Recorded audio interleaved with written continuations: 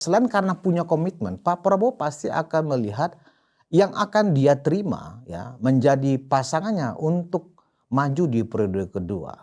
Itu adalah non partisan, non partai maksudnya. Nah, Mas Gibran kebetulan saat ini kan tidak berpartai. Kenapa? Nah, ini perlu catatan yang sangat penting yang ingin saya sampaikan. Jika Pak Prabowo misalnya ya berpasangan dengan anggaplah dengan Zulhas misalnya, dengan PAN, ya layak diduga Pak Prabowo pasti khawatir karena berpasangan dengan presiden incumbent untuk periode keduanya pasti kemudian memberikan kotel efek banyak atau sedikit kepada Partai Amanat Nasionalnya dalam perolehan kursi DPR. Mas Gibran ini kan beda level ya dengan para ketua umum itu. Memang Mas Gibran ini bukan ketua partai. Bahkan sekarang Mas Gibran ini tidak terdaftar atau menjadi anggota dari sebuah partai, enggak. Istilahnya kalau kita menyamakan dengan bursa sepak bola, ini lagi posisi Mas Gibran ini lagi free transfer. Tapi harganya tinggi ini. Ada manuver-manuver dari Zulhas, Bahlil, Golkar dan PKB cek ombak, ya, test the water. Ya, seperti yang diingatkan oleh teman saya Mardiansyah Semar, cek ombak boleh-boleh saja. Cek ombak itu wajar, tetapi jangan terlalu ke tengah mainnya.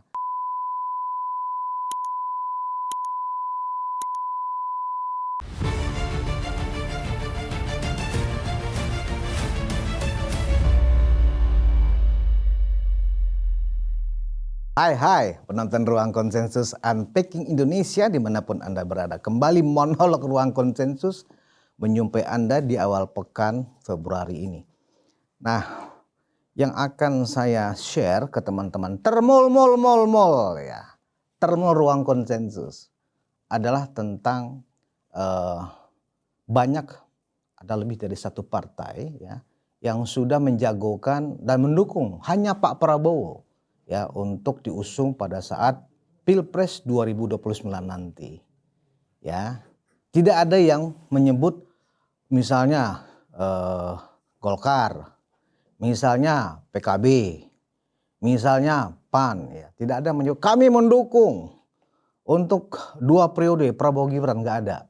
Yang ada hanya bahwa partai-partai tertentu, anggap saja seperti yang saya sebutkan tadi, sudah ada minimal 3 partai politik koalisi ya yang menyatakan dukungan.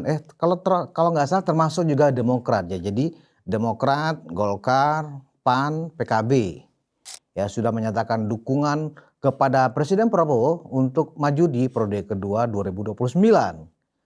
Dan mereka tidak satu suara dengan Pak Jokowi ternyata. Mungkin karena mereka ingin terhindar atau menghindar dari bahwa mereka bukan termul barangkali. Ya, yang jelas ya, kita semuanya dari Sabang sampai Merauke ya kan, dari Pulau Miangas sampai Pulau Rote tetap bersepakat mendukung apa yang diarahkan oleh Pak Jokowi, mendukung Presiden Prabowo Gibran 2 periode. Bahwa pernyataan dukungan Pak Jokowi ternyata tidak disambut oleh partai-partai. Nah, kita perlu waspada. Tetapi kewaspadaan kita ya jangan juga terlalu dilebih-lebihkan, biasa-biasa saja. Karena saya ingin mencoba mengingatkan begini. Pertama ya, Mas Wapres Gibran kita saat ini sedang fokus bekerja. Ya, Mas Wapres itu tidak pernah lirik kanan kiri tengok yang lain-lain kecuali hanya bekerja ya sesuai dengan apa yang ditugaskan oleh Presiden Prabowo. Ya, Presiden Prabowo sudah memberikan mandat yang jelas ya untuk terus ya meminta Wakil Presiden Gibran Rakabuming Raka untuk mengawasi seluruh implementasi program-program pembangunan di seluruh Indonesia. Itu bukan tugas ringan. Makanya Mas Wapres Gibran ya tidak terusik dengan dukungan-dukungan yang diberikan kepada Pak Prabowo oleh para partai ini. Dan saya ingin mencoba mengingatkan teman-teman semua bahwa ya Mas Gibran ini kan beda level ya dengan para ketua umum itu. Memang Mas Gibran ini bukan ketua partai. Bahkan sekarang Mas Gibran ini tidak tidak terdaftar atau menjadi anggota dari sebuah partai, enggak. Istilahnya kalau kita menyamakan dengan bursa sepak bola, ini lagi posisi Mas Gibran ini lagi free transfer. Tapi harganya tinggi ini. Nah, kita harus ingat pada saat 2023, Mas Gibran ini diminta loh. Diminta oleh Pak Prabowo untuk mendampinginya pada saat Pilpres. Jadi Mas Gibran ini nggak perlu juga saat ini ya untuk harus diusung oleh partai-partai itu. Oh, mendukung Prabowo Gibran 2 periode, nggak perlu juga. Dan apa yang disampaikan oleh partai-partai, misalnya Partai Amanat Nasional, seperti yang disampaikan oleh Waketumnya Edi Suparno, ya akan mengusung dan mengusulkan agar ketua umum mereka Zulkifli Hasan atau Zulhas ya untuk mendampingi Prabowo ya pada saat Pilpres 2029. Jadi jadinya Prabowo Zulhas. Lucu ya, nggak cocok. Kalau Pragib itu kan mantep gitu. Nah, jadi ya kalau kita kemudian sebagai termo kemudian merasa marah kepada partai-partai itu, enggak juga, enggak boleh juga marah. Ya karena memang beda kelas. Mas Gibran tuh diminta, dilamar, ya kan. Kalau kita ingat kembali cerita bagaimana Ketua Harian Gerindra, Sufmi Dasko Ahmad menceritakan kepada publik bahwa jelang Pilpres itu sampai 5 kali ya Mas Wapres itu ya diminta langsung oleh Pak Prabowo ke Pak Jokowi yang pada saat itu masih menjabat presiden agar diizinkan dan membolehkan ya wali kota Solo pada saat itu Gibran Rakabuming Raka untuk mau dan bersedia ya mendampingi Pak Prabowo sampai 5 kali. Artinya apa? Bahwa Mas Gibran itu diminta ya, bukan perlu menawar-nawarkan diri. Pak Jokowi juga gak pernah menawarkan anaknya untuk mendampingi Pak Prabowo, gak pernah. Gitu loh. Cuman ya kenapa itu terjadi? Karena Gerindra mengakui pada saat itu ya, kita bicara pada saat itu. Jelang Pilpres, jelang pendaftaran khususnya Pilpres 2024.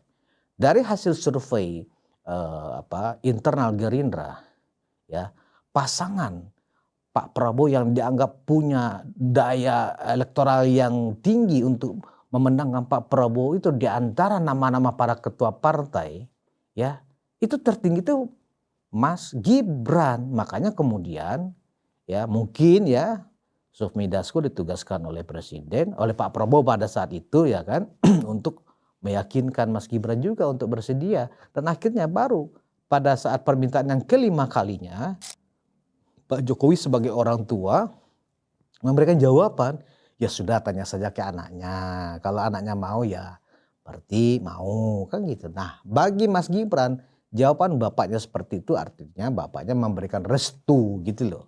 Nah karena itu ya, karena Mas Gibran ini diminta, kalau sekarang misalnya ada beberapa partai koalisi Indonesia Maju ya, kabinetnya Prabowo Gibran sekarang tidak menyebutkan mendukung Prabowo Gibran 2 periode, itu sah-sah saja. Ya, semuanya itu bukan tergantung partainya, tapi tergantung Pak Prabowo. Mau nggak? Bersedia nggak? Pada saat Pilpres 2029, ya, pada saat pendaftaran nanti, ya, Pak Prabowo misalnya dipasangkan dengan Zulhas, Pak Prabowo dipasangkan misalnya dengan Bahlil, Pak Prabowo misalnya dipasangkan dengan Caimin, atau Pak Prabowo dipasangkan dengan AHY. Menurut hemat saya, ya, Pak Prabowo nggak akan mau. Dan saya yakin dengan itu. Kenapa saya yakin? Pertama, karena Pak Prabowo sendiri ya sudah punya semacam komitmen lahir batin dengan Pak Jokowi. Basis dukungan pada saat 2024 kemarin itu adalah oke, silahkan berpasangan dengan Mas Gibran untuk 10 tahun. Yes, kata Pak Prabowo, itu jelas. Ya artinya makanya Pak Prabowo nggak pernah lagi bicara tentang siapa pendampingnya karena sudah pasti. Ya, makanya kemudian Pak Jokowi sekitar akhir tahun 2025 kemarin menyuruh seluruh relawan-relawannya ya untuk memberikan lagi meneriakkan kembali kita mendukung Prabowo Gibran 2 periode. Itu jelas. Jadi ketika ada manuver-manuver dari Zulhas, Bahlil, Golkar dan PKB, cek ombak, ya, test the water. Ya, seperti yang diingatkan oleh teman saya Mardiansyah Semar, cek ombak boleh-boleh saja. Cek ombak itu wajar, tetapi jangan terlalu ke tengah mainnya.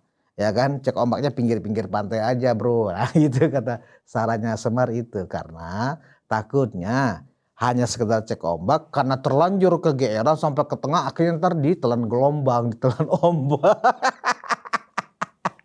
Itu yang harus diwaspadai.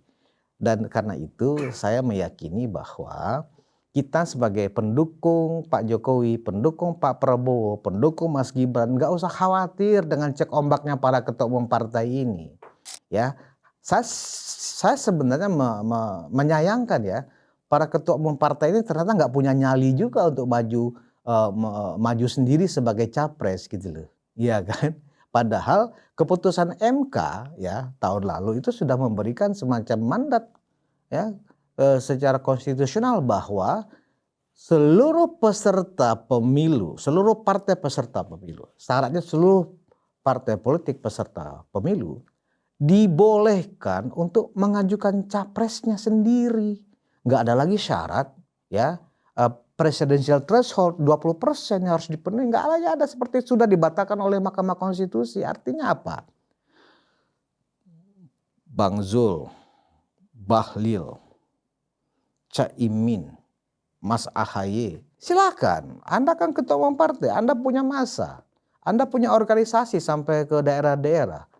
Kalau Anda merasa ini adalah kesempatan, bersaing seperti yang pernah ditantang juga oleh Pak Prabowo. Jangan ganggu saya, kata Pak Prabowo. Kalau Anda tidak puas dengan kinerja saya dan seterusnya, kita bertarung 2029, itu sudah jelas pernyataan Pak Prabowo. Ya, karena itu manuver-manuver yang terjadi saat ini ya tidak juga harus kita sikapi secara matematika. Wah, berarti Mas Gibran ya nggak lagi dilirik oleh partai, mana ada. Itu hanya persepsi-persepsi yang tanpa didukung oleh data dan literasi yang cukup. Ya toh? Kita juga lihat masalah tingkat elektabilitas misalnya. Para ketua umum partai ini kan tingkat elektabilitasnya kan joblok semua. Gitu loh. Mana mungkin Pak Prabowo ya mau berpasangan dengan mereka. Karena kotel efek kehadiran mereka untuk memenangkan pilpres nanti itu rendah. Begitu. Nah, juga tentu saya melihat begini. Partai mana yang akan menjadi pasangan wapresnya nanti? Saya menduga selain karena punya komitmen, Pak Prabowo pasti akan melihat yang akan dia terima ya menjadi pasangannya untuk maju di periode kedua.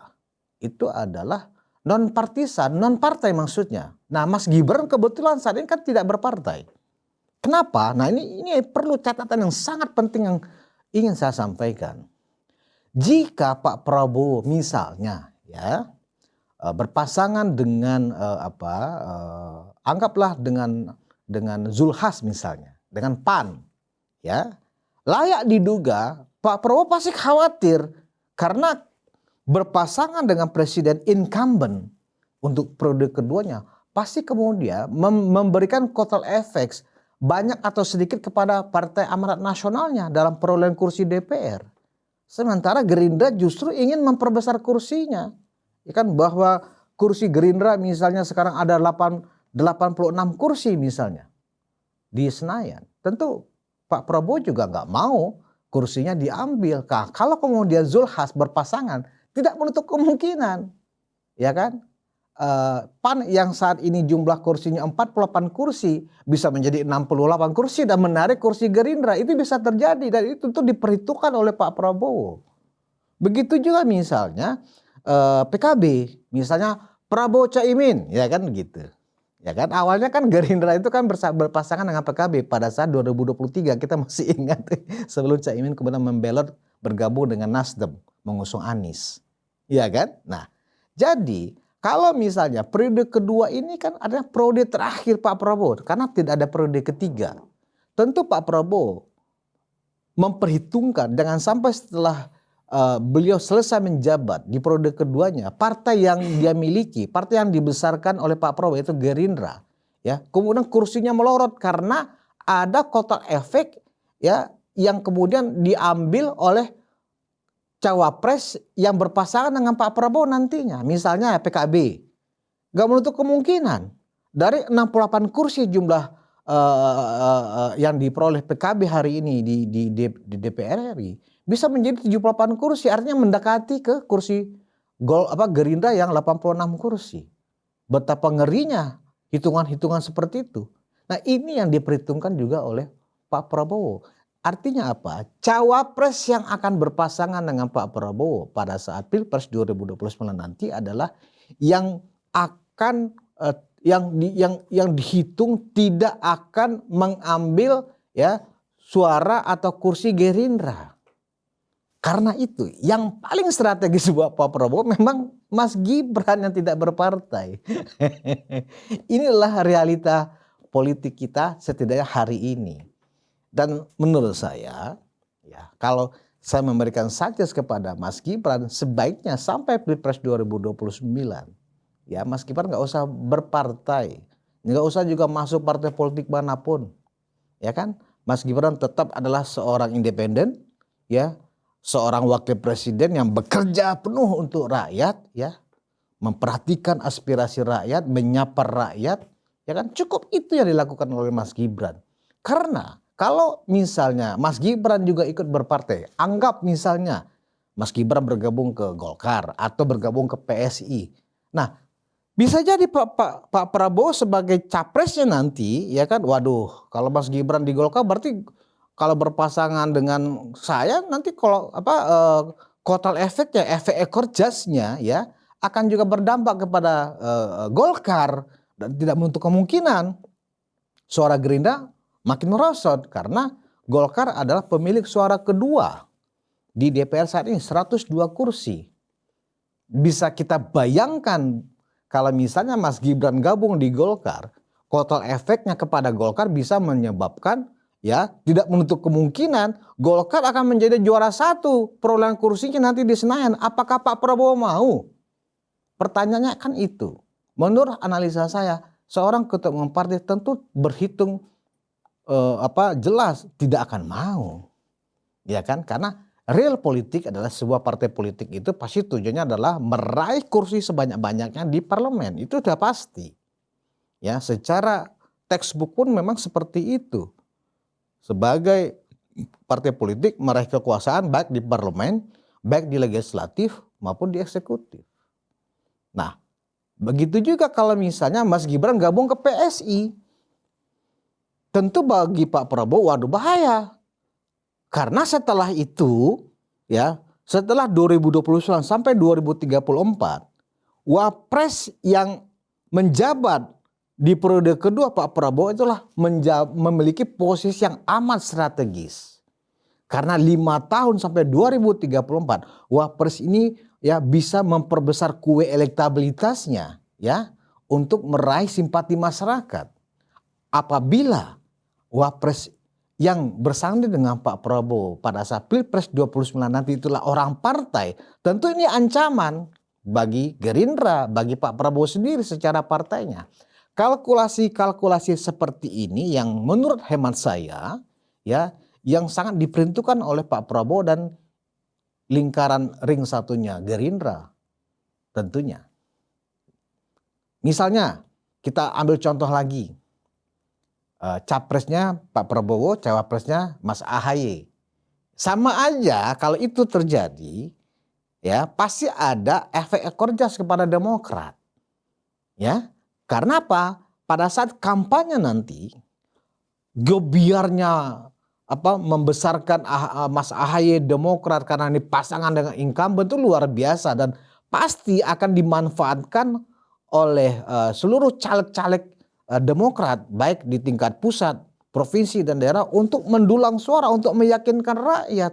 Akibatnya apa? Bisa saja nanti Partai Demokrat melompat kembali jumlah raihan kursinya. Dari saat ini 44 kursi, ya, bisa menjadi kemudian di atas 60 sampai 70 kursi. Ini tentu tidak menguntungkan bagi, ya, bagi Gerindra.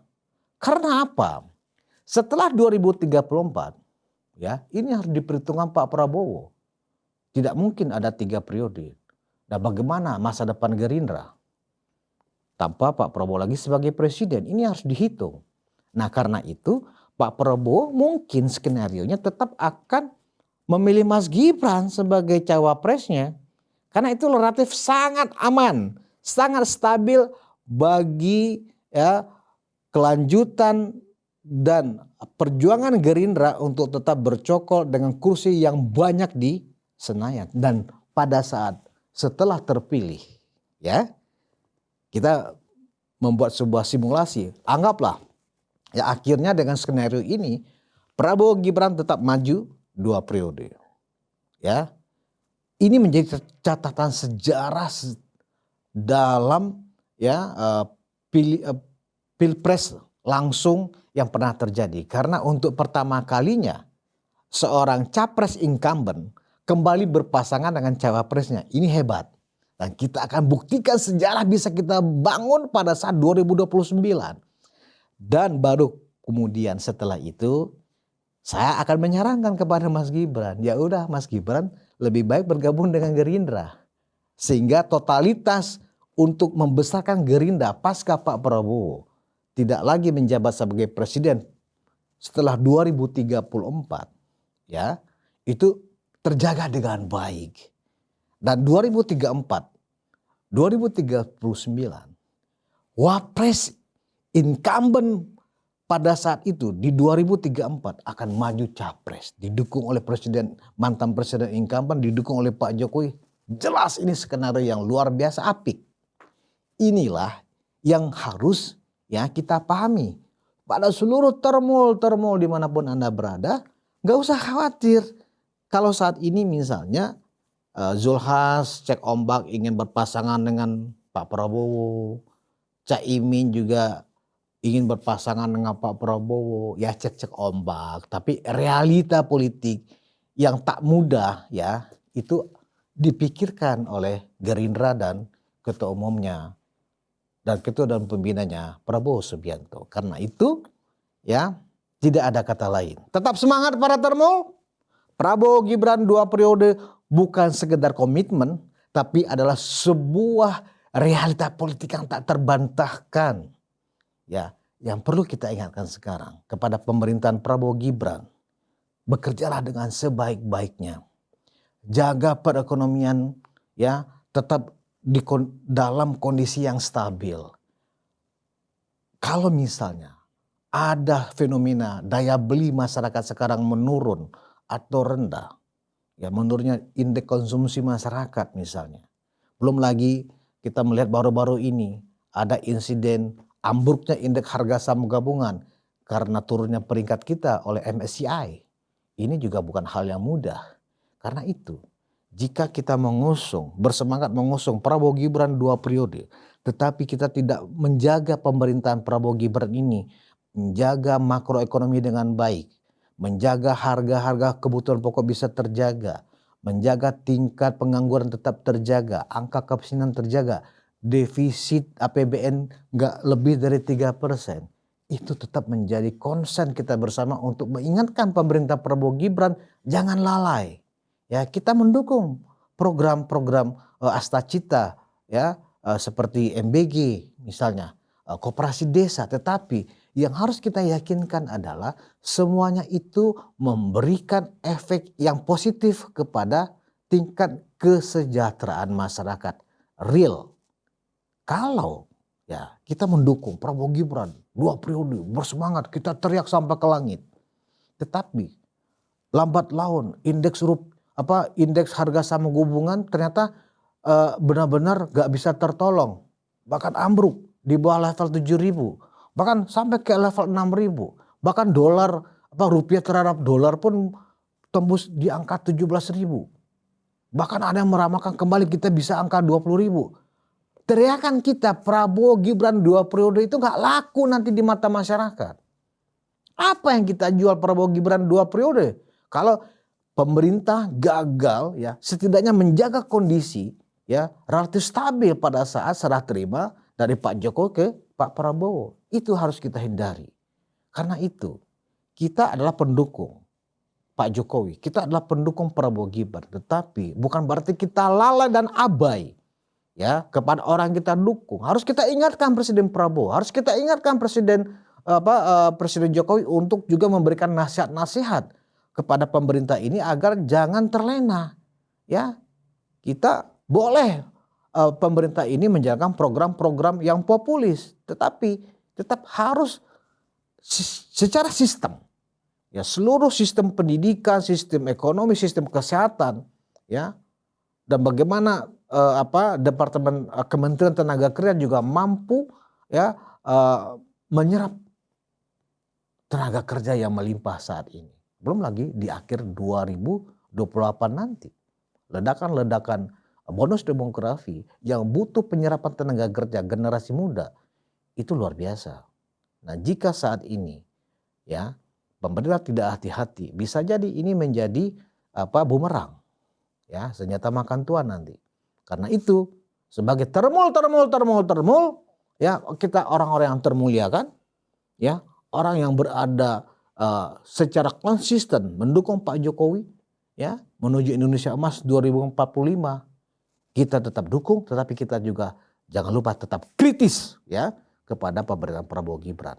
Kritis tidak berarti harus nyinyir. Kritis kita memberikan masukan-masukan tetapi dengan solusi-solusi.